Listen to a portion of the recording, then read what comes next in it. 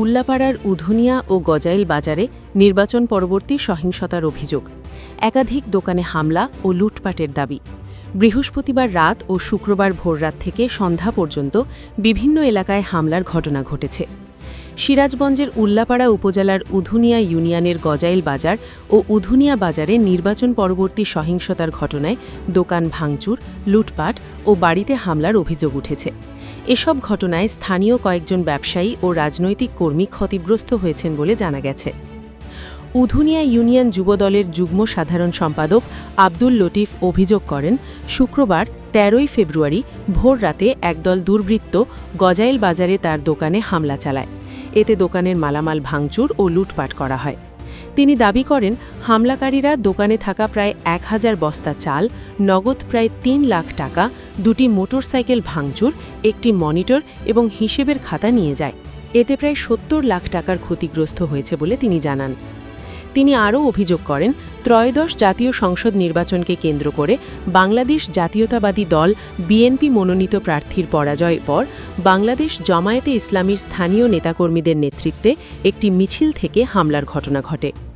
স্থানীয় সূত্রে জানা গেছে, অভিযুক্তদের মধ্যে ইউনিয়ন জামায়াতের সেক্রেটারি আব্দুল কাদের, রেজাউল করিম, ইউনিয়ন আমির আব্দুল আলিম সর্দার, আশরাফ আলী প্রামাণিক, জামায়াতের রুকন আলামিন মণ্ডল ও মজিদ খন্দকার সহ অর্ধশতাধিক ব্যক্তি জড়িত থাকার অভিযোগ রয়েছে।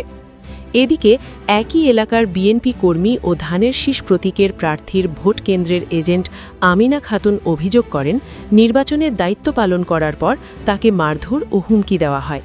পরে তাকে না পেয়ে তার বাড়িতে ভাঙচুর চালানো হয়েছে বলে তিনি দাবি করেন। অন্যদিকে উধুনিয়া বাজারের মোল্লা স্টোরে হামলা ও লুটপাটের অভিযোগ উঠেছে। দোকানটির মালিক আব্দুল বলেন, স্থানীয় যুবলীগ নেতা এরশাদ এবং ইউনিয়ন যুবলীগের সভাপতি ও বর্তমানে জামায়াতের কর্মী আব্দুল কুদ্দুসের নেতৃত্বে দোকানের সিসি ক্যামেরা ভেঙে মালামাল লুটপাট করা হয়। তিনি দাবি করেন, সদ্য জামায়াতে যোগদান করা যুবলীগ নেতা আব্দুল কুদ্দুস ও এরশাদ আলী এই হামলার নেতৃত্ব দিয়েছেন। এছাড়াও উধুনিয়া বাজারে বিএনপি নেতাকর্মীদের আরও ৩টি দোকান ভাঙচুর করা হয়েছে বলেও অভিযোগ উঠেছে।